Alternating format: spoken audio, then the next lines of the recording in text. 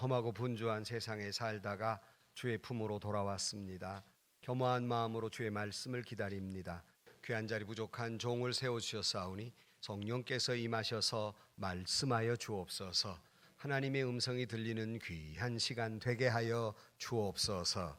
예수님의 이름으로 기도하옵나이다. 아멘. 할렐루야. 오늘 아침도 주의 은혜가 우리 가운데 충만하시기를 주의 이름으로 축복합니다. 사람에게는 두 종류의 사람이 있다고 생각합니다. 하나는 하늘에 속한 사람이 있는가 하면 하나는 땅에 속한 사람. 다시 말하면 하늘을 닮은 사람이 있는가 하면 땅을 닮은 사람이 있다 할 수 있겠습니다. 하늘을 닮은 사람이라고 하는 건 하늘은 땅에게 비도 내려주고 햇볕도 주고 여러 가지 자꾸 주고 하는 게 하늘을 닮은 거고, 땅을 닮은 사람이란 계속 하늘로부터 받기만 하는 그런 사람들, 땅을 닮은 사람이라 할 수 있겠습니다. 우리는 무엇을 닮은 인생을 살아가고 있습니까? 여러분은 어떻게 살아가고 있습니까? 참 인간이 여러 가지 슬픈 일이 많이 있는데 그 몇 가지 가운데 그 첫째는 무엇보다도 자기가 왜 사는가? 사람들 중에는 자기 삶의 목적이 없어요. 왜 내가 이 땅에 존재하는가? 이걸 모르고 살아요. 참 인간이 그래서 불행하지요.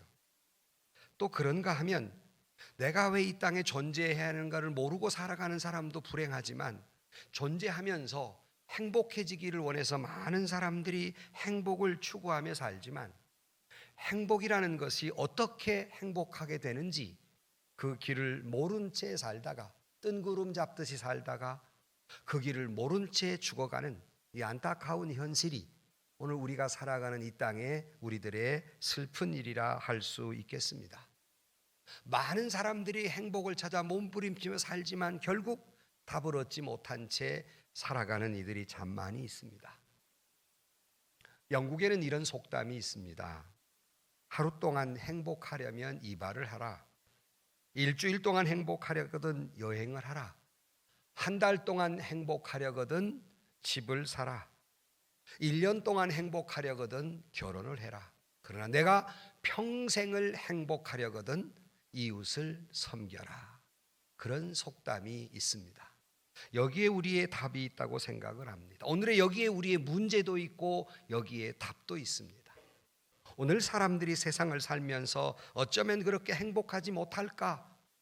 바로 그것은 온통 섬김을 받으려 하는 생각 때문이며, 어떻게 하면 행복할 수 있을까? 바로 그것은 섬기며 살아가는 것입니다. 결코 여러분, 자기가 섬김을 받으려 하는 한 그는 영영 행복할 수도 없고 행복이라는 해답도 얻을 수 없을 것입니다.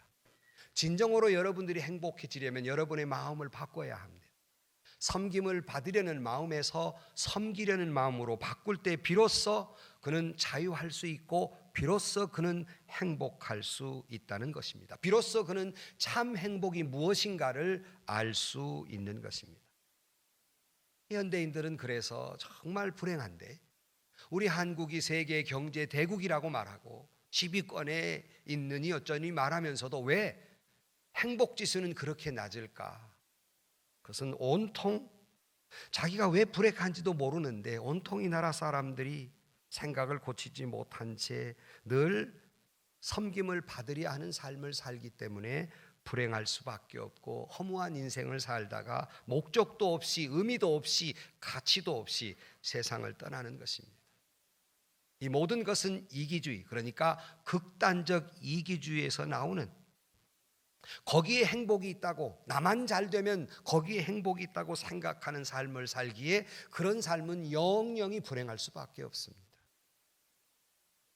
그러나 오늘 본문에 보면 예수님께서 어떤 목적을 가지고 이 땅에 왔으며 어떻게 살아가고 있으며 어떻게 죽으셨음을 잘 말해주고 있습니다. 그것이 오늘 우리 같이 본 말씀의 맨 마지막 28절 말씀에 이렇게 말씀하고 있습니다.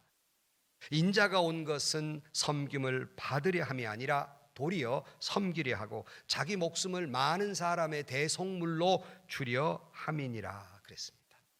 예수님이 올 때부터 섬기려 오셨고 오직 섬기며 사셨고 오직 섬김으로 십자가에 달려 죽으셨다. 오직 섬김의 죽음을 말하고 있습니다. 섬기려 왔고 섬기며 살고 섬기려 죽었다. 이렇게 말씀합니다. 주님이 이 땅에 오신 본래적인 근본적인 목적이 섬기려 왔고 섬기며 살고, 우리는 지금 사순절 기간 동안 예수님을 깊이 묵상하고 특별히 예수님의 십자가를 깊이 묵상하는 절기입니다. 주님이 이 땅에 왜 오셨을까? 왜 주님은 십자가를 지셨을까? 깊이 묵상하면서 바라기는 주님이 가신 그 길, 섬기려 오셨고 섬기며 사셨고 섬기기 위해 십자가에 달려 돌아가신 그 길을 우리 모두가 예수님의 제자로서 그를 담는, 그의 인격을 담고 그의 삶을 닮아가는 저와 여러분들이 되시기를 주의 이름으로 축원합니다. 또 이것을 깊이 묵상하는 절기가 되시기를 주의 이름으로 축원합니다. 본문의 내용은 너무나도 여러분들이 많이 들었던 내용입니다. 첫째는 예수님의 제자들마저도, 세상은 그렇다고 하더라도 예수님의 제자들마저도 자기 영광을 추구하며 살아가는 모습을 본문에서 엿볼 수 있습니다. 지금 예수님은 내가 왜 왔는지, 섬기기 위해서 왔고 섬기며 살았고 섬기의 십자가에 달려 죽어야 한다는 말씀을 하실 때 하나의 해프닝이 벌어집니다. 그것이 오늘 본문 20절 이하에, 그때 세베대의 아들의 어머니가 그 아들들을 데리고 예수께 와서 절하며 무엇을 구하니 예수께서 이르시되 무엇을 원하느냐 이르되 나의 이 두 아들을 주의 나라에서 하나는 주의 우편에 하나는 주의 좌편에 앉게 명하소서 그랬습니다. 이때 그때라는 말이 맨 먼저 나오죠. 어느 때? 조금 전에 말씀드린 대로 예수님께서 내가 섬기기 위해서 왔고 섬기며 살고 십자가에 달려 섬기며 죽어야 한다는 말씀을 가르치고 또 예루살렘으로 그러기 위해 지금 올라가는 그때입니다. 죽으려고 가는 그때, 지금 상황이 그런 때에 세베대의 아들의 어머니라 그랬습니다. 마가복음 10장에 똑같은 내용이 나오는데 이 세베대 아들이 누구냐? 요한과 야고보라 이렇게 말하고 있습니다. 요한과 야고보의 어머니가 예수님께 와서 자기 아들을 하나는 예수님의 좌편에 하나는 예수님의 우편에 앉게 해주세요 그랬어요. 그러니까 예수님이 만왕의 왕이 될 때 한 아들은 좌정승 하나는 위정승 이렇게 높은 자리에 출세의 길을 열어달라 하는, 소위 요즘 말하면 치맛바람 부탁을 하러 온 것입니다. 다시 말하면 예수님, 우리 아들들이 예수님을 지금 얼마나 잘 따라다녔습니까? 충성된 제자 아닙니까? 몫을 주어야 하지 않게 이만큼 따라다녔으면, 소위 대통령이 되면 장관짜리 하나 주세요. 얼마나 내가 당신이 대통령이 되기에 수고한 줄 아십니까? 이런 말이에요. 우리 아들들의 몫을 주십시오 하는 구하고 있는 말입니다. 이때 예수님의 대답은 뭡니까? 그 다음 22절 말씀에 예수께서 대답하여 이르시되 너희는 너희가 구하는 것을 알지 못하는도다. 내가 마시려는 잔을 너희가 마실 수 있느냐? 그들이 말하되 할 수 있나이다 그랬습니다. 지금 예수님께서 너희가 지금 내 좌우편에 앉게 해달라는데 내가 지금 뭘 하는지 너희가 알고나 말하느냐 하는 말이에요. 그러니까 주님이 지금 뭘 하려고 하시는 겁니까? 예수님이 십자가에 달려 죽으려 하시고 그 좌우편은 죽는 자리예요. 고난의 자리예요. 고통의 자리예요. 십자가의 자리예요.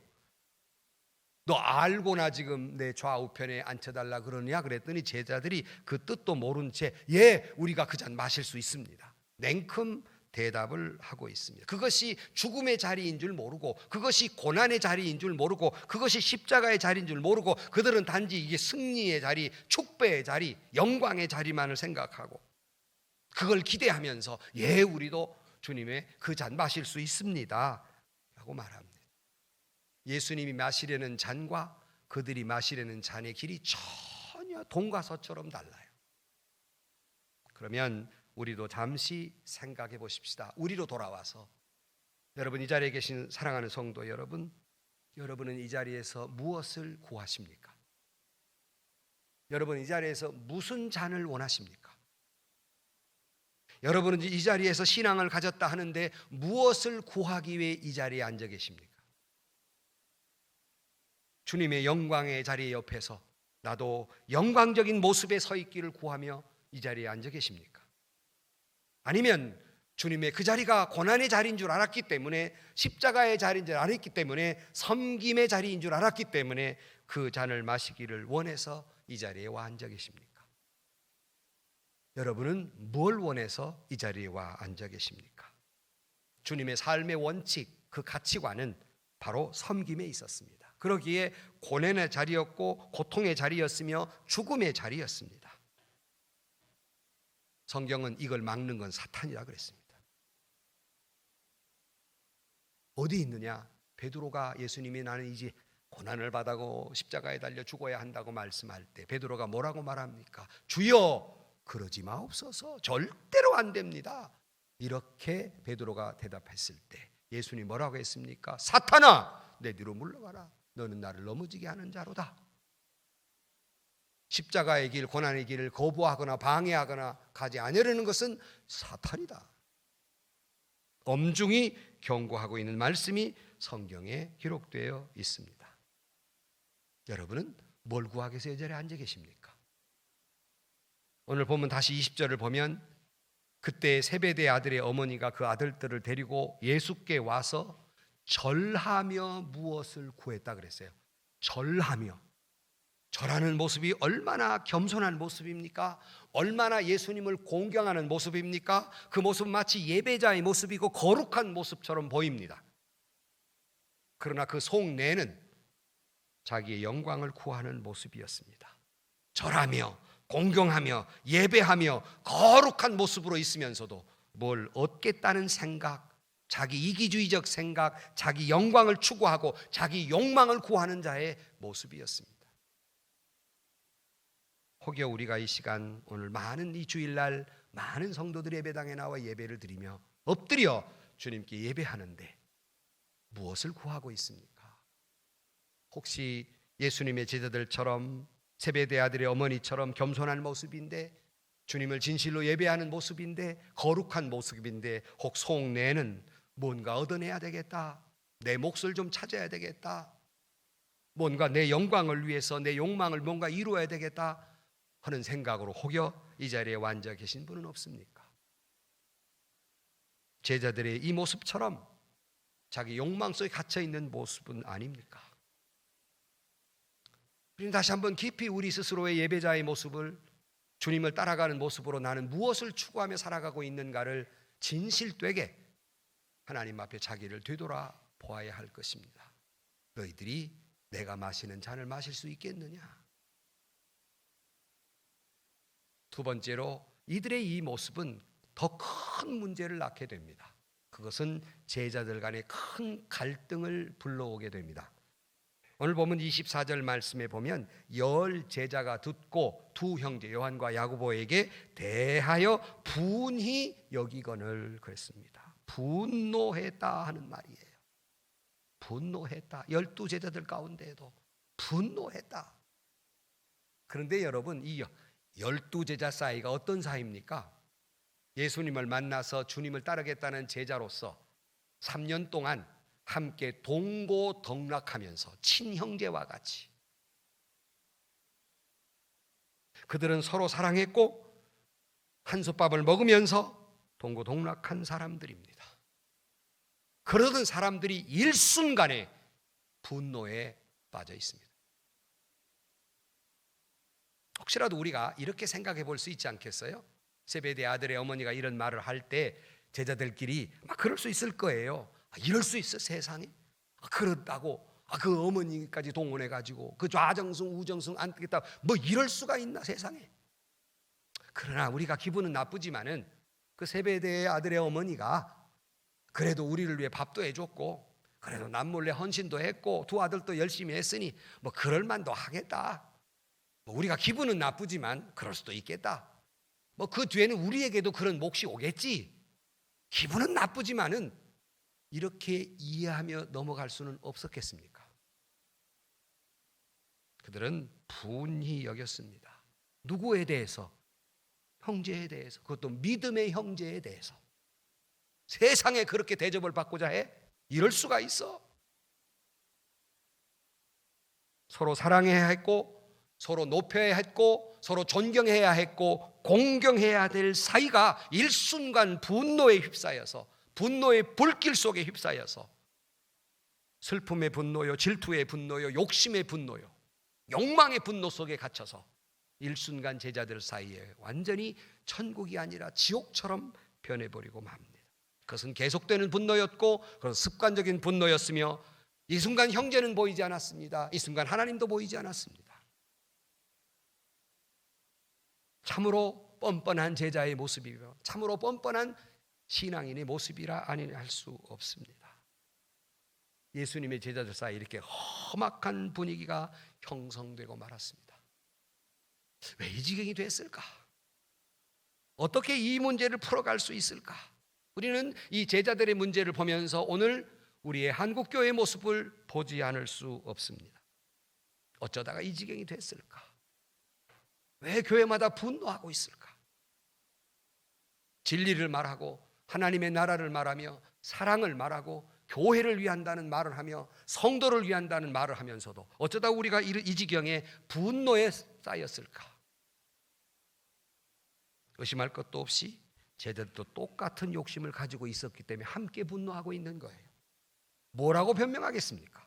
저만 대접받아? 나도 대접받아야지. 이거지요 지금. 주님을 위하는 것처럼 해놓고도 분노하고 있습니다. 그렇다면 우리가 손을 가슴에 얹고 생각해 보십시다. 나에게 그런 분노할 자격이 있던가?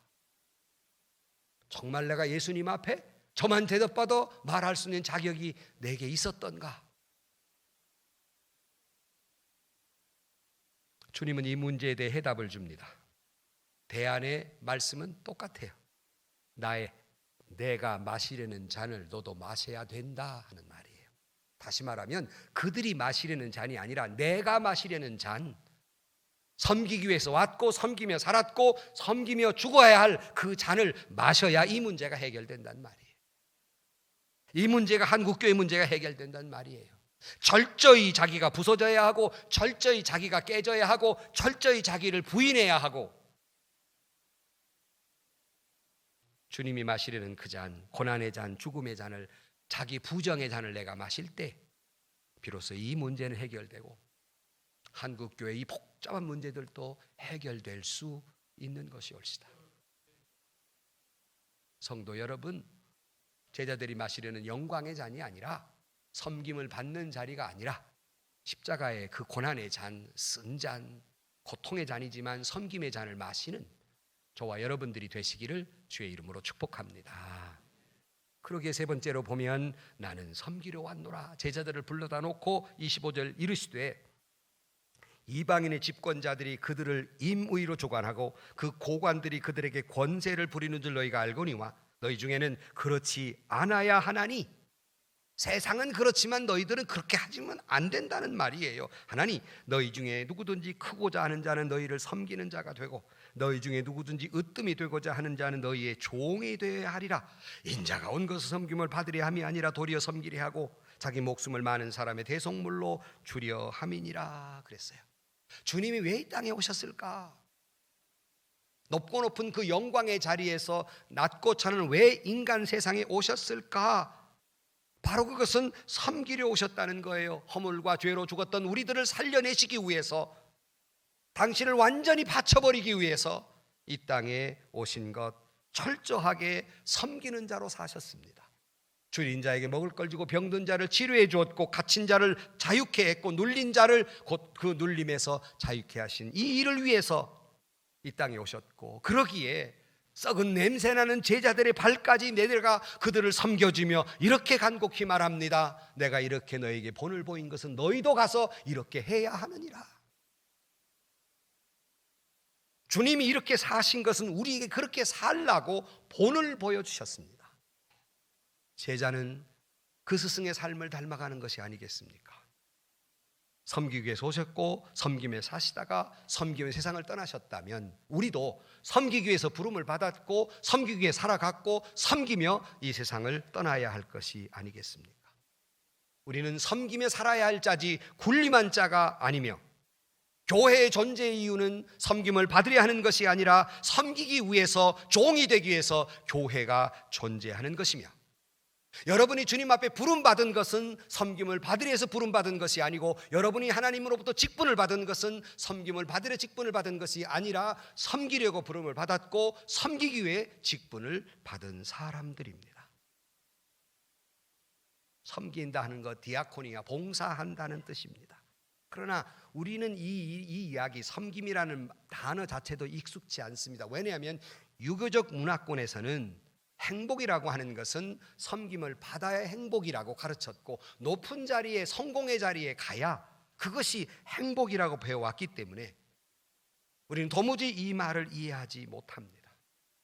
그러게 교회 안에서 집사가 되고 권사가 되고 장로가 되는 것을 어떤 높낮이로 생각해서 높아진다고 착각하며 그 자리에 가면 내가 섬김을 받아야 당연한 일이라고 생각하는 착각 속에서 오늘날 한국교회는 어지러워진 겁니다. 다시 말씀드립니다. 우리 모두는 섬기기 위해서 부름을 받았고 섬기기 위해서 직분을 받았습니다. 아멘. 아멘. 이것을 잊지 말아야 해요. 자격도 없는 내가, 저도 자격도 없는 내가 목사가 됐는데, 자격도 없는 우리가 하나님 믿는 사람 됐는데, 자격도 없는 내가 직분 받은 사람 됐는데, 뭐 섬김 못 받았다고 내가 따져 물을 만한 자격이 본래부터 우리가 없는데, 교회 안의 리더십마저도 섬김을 받는 것이라고 착각합니다. 교회의 직분마저도 율법적이며 계급적으로, 유교적으로 생각을 합니다. 여러분, 교회 질서를 위해서 권위라는 것은 분명히 살아있어야 해요. 그러나 권위주의에 빠지면 안 될 것이고, 그 권위는 섬김을 받는 데 있는 것이 아니라 섬김으로 주어지는 것이에요. 이걸 우리는 착각하고 삽니다. 그러므로 예수님의 리더십은, 우리가 예수님의 리더십 뭐 책이 많이 나오고 섬김의 리더십 책이 많이 나와 있어요. 주님의 리더십은 섬김의 리더십이었어요. 그러기에 섬기는 곳에 주님이 있었고 섬기는 곳에 성령의 역사가 있었으며 섬기는 곳에 하나님의 역사가 나타나는 것이에요. 섬기는 바른 곳에는 행복이 없습니다. 섬기는 곳에 행복이 있고 섬기는 곳에 행복이 보장되며 섬기는 곳에 축복이 있고 섬기는 곳에 은혜가 있는 거예요. 물론 우리가 두 발을 땅에 대고 살지만 우리는 땅에 속한 사람이 아니라 서두에 말씀드린 대로 하늘에 속한 사람이며, 땅을 닮은 사람이 아니라 하늘을 닮은 사람이며, 우리는 이 땅의 백성이라기보다는 하늘나라의 백성들입니다. 하나님 나라의 백성답게 살아가야 하고 하나님 나라의 질서로 살아가야 하는데, 하나님 나라의 질서 체계는 섬김을 받는 데 있는 것이 아니라 바로 섬기는 데 있다고. 본문에 보면 주님이 누구든지 크고자 하는 자는 섬기는 자가 되어야 하고 으뜸이 되고자 하는 종이 되어야 한다고 말씀하고 있습니다. 우리는 잘못하면 세상의 가치 체계로 살아가며 교회도 세상의 가치 체계로 흘러가 버리고 많은 것을 볼 수 있습니다. 우리는 하나님의 나라의 가치관으로, 하나님 나라의 질서로 살아가야 하는데 그 질서는 섬김에 있다는 말입니다. 만약 그렇지 않으면 사탄이라고 경고하고 있습니다. 섬기는 것이 행복이며 섬기는 곳에 행복의 길이 있습니다. 결코 여러분 명심할 것은, 내가 섬김 받으려 하는 데는 결코 행복할 수 없습니다. 결코 행복이 보장되지 않아요. 아니, 오히려 불행이 보장된다 할 수 있습니다. 오늘날 그래서 집에서도 마찬가지잖아요. 남편에게 섬김 받으려 하고 아내에게 섬김 받으려 하고 자녀에게 섬김 받으려 하고 얼마나 불행한지. 그래서 그런 가운데 섭섭한 일이 발생하고 분노하게 되고 갈등이 많고, 왜 나한테 이렇게 대접하는 거야? 왜 내가 이런 대접밖에 받을 수 없는 사람이야 내가? 생각해요. 여러분, 우리 교회 나오신 것도 뭐 때문에 나오셨습니까? 사랑받으려고요? 섬김 받으시려고요? 아닙니다. 사랑하려고요. 아멘. 사랑하려고요. 내가 왜 나를 안 섬겨줘? 섬김을 받으려 하니 섬기려고요. 아멘. 우리 교회 나온 거예요. 잘 자꾸 세상적인 생각을 해서 여기에 갈등이 생기고, 신앙마저도 자기 중심적인 것, 자기에만 관심이 있어요. 예수님에게는 관심이 없어요. 예배당에 나와도 하나님에게는 관심이 없어요. 온통 자기에게 집중되어 있어요. 내가 지금 대접을 받고 있는지 아닌지, 내가 사람 취급을 받고 있는지 아닌지, 여기에는 하나님도 없고 예수님도 없어요. 여러분, 자기에게 관심이 집중되는 한 결코 행복은 없습니다. 섬김이 곧 행복이고 섬김이 곧 기쁨입니다. 종의 자세로 세상을 살아갈 때 세상을 이길 수 있고 행복해질 수 있는 것입니다. 결코 섬기려 하는 자는 주님의 참된 제자가 될 수 없습니다. 물론 예배당 다니시는 분도 사회에 나가서 으뜸도 되고 높은 자리에도 가고 가야지요. 참 좋은 일이에요. 잘못된 일이라고 말하지는 않습니다. 문제는 왜 으뜸이 되느냐는 거예요. 왜 높은 자리에 가게 됐냐는 거예요. 그 목적은 섬기기 위해서. 아멘. 아멘. 섬기기 위해서 으뜸이 돼야 하고 섬기기 위해서 높은 자리에 가는 거예요. 교회 안에서조차 자리 다툼하기 시작하면 그 교회는 시험듭니다. 시험듭니다. 종의 자세를 지니면 그 모인 자리에 평화가 있고 그것이 곧 천국이 됩니다. 그 교회는 은혜가 있고 성장이 있고 발전이 있고 축복이 있고 하나님의 역사가 있고 성령의 능력이 임하게 되는 것이에요. 종종 이런 말씀 제가 비유로 말씀을 드렸습니다. 이제는 없어졌지만 외곽하고 옛날 그 석탄 떼는 기차 있잖아요. 기차가 칙칙폭폭 칙칙폭 가는 것은 외곽되는 화통 소리에서 기차가 가는 것이 아니라 땀을 흘려가면서 아무도 봐주지 않는 곳에서 열심히 석탄을 떼는 탄부에 의해서 기차는 가는 거예요. 군산 앞바다의 배가 뚜하니 멋들어진 백고동 소리의 배가 가는 것이 아니라 배 밑창에서 열심히 석탄을 떼는 탄부에 의해서 그 배가 가는 것입니다.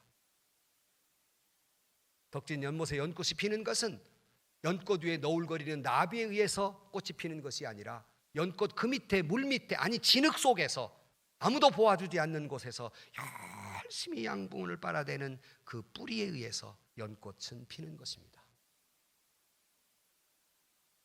교회도 외객거리고 큰소리치는 사람에 의해서 교회가 교회되는 것이 아니라 겉으로 멋들어진 일만 자기 자랑만 하고 사는 것에서 멋들어진 교회가 되는 것이 아니라 너울거리는 나비처럼 살랑거리면서 다니는 사람들에 의해서 교회가 교회다워지는 것이 아니라 이름 없이 빛도 없이 말도 없이 땀과 눈물과 희생과 봉사로 얼룩져진 기차의 화부처럼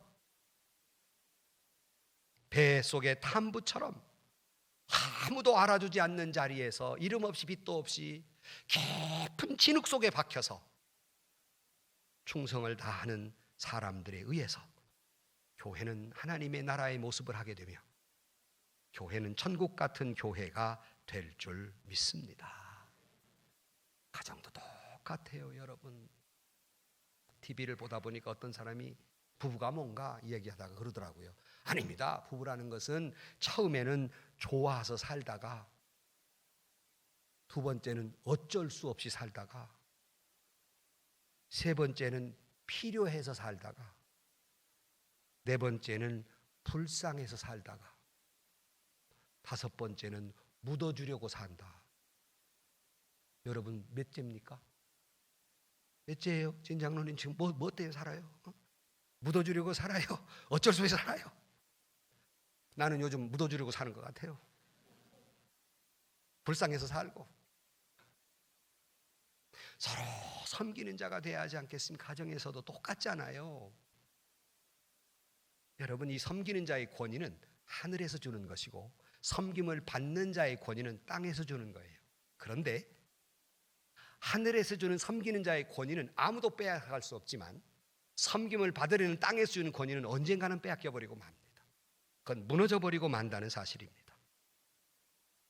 주의 종으로 살아가시는 성도 여러분, 오늘 예은교회가 한국교회가 더 은혜로운 교회, 하나님의 나라를 천국 같은 교회 되기 위해서 예수님처럼 우리도 섬기기 위해 이 땅에 왔고 섬기며 살고 섬기다가 이 땅을 떠나는 주님이 가신 그 길을 걸어가는 고난의 잔, 십자가의 잔을 걸어서 가는 저와 여러분, 우리 교회, 여러분 가정, 한국교회 되기를 주의 이름으로 축복합니다. 결론으로 말씀을 드립니다. 오래전 조선일보의 그 칼럼니스트였던, 논설위원이었던 1980년대인데요. 선의휘라는 분이 계세요. 86년도에 돌아가셨는데요. 이분이 한 번은 교계의 목사님을, 훌륭한 목사님을 만났어요.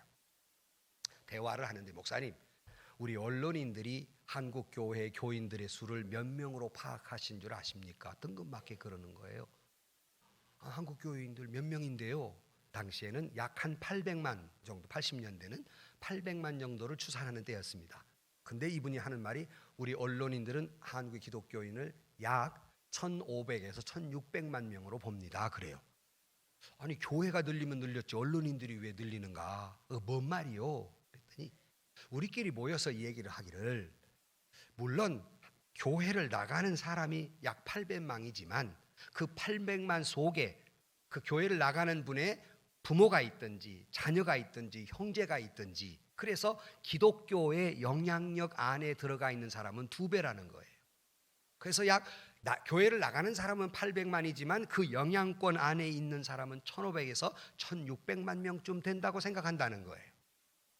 뭐 요즘 말하면 요즘 비슷할런지 한 2,000만 될런지는 모르겠으나 그 말도 일리가 있는 말이에요. 그런데 자기들끼리 모여서 하는 말이, 자기들이 걱정했다는 거예요. 기독교를 이렇게 팽창하도록 내버려 두면 되겠는가? 언젠가 한국의 기본 문화는 없어지고 서구 문화만 팽배하게 되지 않겠는가? 자기들이 걱정했다는 거예요. 그 어떻게 하는가? 그럼 어떻게 하는가? 기독교를 좀 이렇게 막아야 되는가? 요즘 음성적으로 그런 세력들이 있으면 사실입니다. 그러나 아무튼 이걸 막아야, 자기들끼리는 그랬대요. 이거를 대버려 둘 것인가? 손을 댔다가는 종교 탄압이라고 할 것이니 손댈 수는 없고, 마지막 결론은 이겁니다. 그러니 어쩔 수 없다. 기독교인들이여, 잘 좀 해주시오. 부탁할 수밖에 없다. 대단히 자랑스럽게 느껴질지 모르나 대단히 무거운 책임감을 짓지 않을 수 없습니다. 그렇다면 오늘 한국교회 문제는 누구의 문제라고 생각합니까? 우리의 문제입니다. 우리가 잘 못하고 있다는 말이에요. 교회가 교회답지 못하다는 말입니다. 사회가 혼탁하고 교회가 혼탁한 것은 기독교인이 적어서가 아니라, 똑똑한 사람이 적어서가 아니라, 섬기려는 사람, 주님의 길을 가는 사람이 적다는 말입니다. 종의 모습을 하고 사는 사람들이 눈 뜨고도, 아무리 눈 씻고도 찾아보기가 어렵다는 것이에요. 사랑하는 성도 여러분, 주님은 섬기려 왔다고 말씀하시는데 우리는 예배당에 앉아서 섬김 받으려 하고, 주님은 내 목숨을 너에게 주려고 왔다는데 우리는 예배당에 앉아서 세배대 아들 어머니가 누리기 위해, 받기 위해 요구한 것처럼 우리도 앉아서, 하나님 내 몫을 줘야 되지 않겠습니까? 나 여기 왔습니다. 내 몫 줘야 되지 않겠습니까? 하고 앉아 있습니다. 섬긴다는 것은 그렇게 거창한 것이 아닙니다. 따뜻한 말 한마디, 부드러운 눈길 하나, 엷은 미소 하나가 섬김이고, 위로 한마디가 섬김입니다. 그렇게 거창한 데 있지 않아요. 여러분이 잘 아는 헨리 나우엔이라는 사람 잘 아시잖아요. 그분의 그럼 이런 글이 있어요. 내가 열심히 올라갈 때 주님은 거기 계시지 않았다. 내가 열심히 내려갈 때 주님이 거기 계셨다. 오르막에는 주님이 계시지 않는다. 내리막에 주님이 계신다. 섬기는 자리에 주님은 계세요. 왜? 섬기려 오셨기 때문에 섬기는 그 자리에 주님이 계신다. 오늘날 우리 교회도 직분의 높낮이에 의해서 존경을 받는 것이 아니라 정말 낮은 자리에서 섬기는 사람이 최고의 존경을 받는 교회가 되어야 하겠습니다. 그래야 우리 교회가 교회되지 않겠습니까? 섬김이란 예수님의 시선이 머무는 마음이며, 섬김이란 예수님의 성품 아름다운 인격이며, 섬김이란 최고의 자리에 오를 수 있는 비결입니다. 또 우리는 예수님이 십자가를 깊이 묵상하면서 예수님이 왜 이 땅에 오셨는가? 예수님이 왜 십자가에 지셨는가? 그 십자가의 좌우편이란 어느 자리인가를 깊이 묵상하면서 우리도 섬기며 살아가는 저와 여러분들이 되시기를 주의 이름으로 간절히 축복합니다. 기도하십시다. 하나님, 주님이 섬기러 오셨고 그 길을 따르는 우리도 섬김의 자리에 있어야 하건만 번번이 인간적 욕심과 욕망이 우리를 자꾸 흔들어서 섬기는 자리에 있지 못하는 때가 얼마나 많았는지 우리를 용서하여 주옵소서. 주님이 가신 길이 무슨 길인지를 다시 한번 깨달아 고난의 자리, 섬김의 자리, 십자가의 자리 섬기며 살아가는 저희 모두가 되게 하여 주옵소서. 예수님의 이름으로 기도하옵나이다. 아멘. 세상에서 시달린 친구들아, 위로의 주님 바라보아라. 눈을 들어 주를 보라. 하늘의 모든 염려 주께 맡겨라. 슬플 때에 주님의 얼굴 보라. 한 사랑의 주님 안식 주리라. 힘이 없고 내 마음 연약할 때 능력의 주님 바라보아라. 주의 이름 부르는 모든 자는 힘주시고 늘 지켜주시고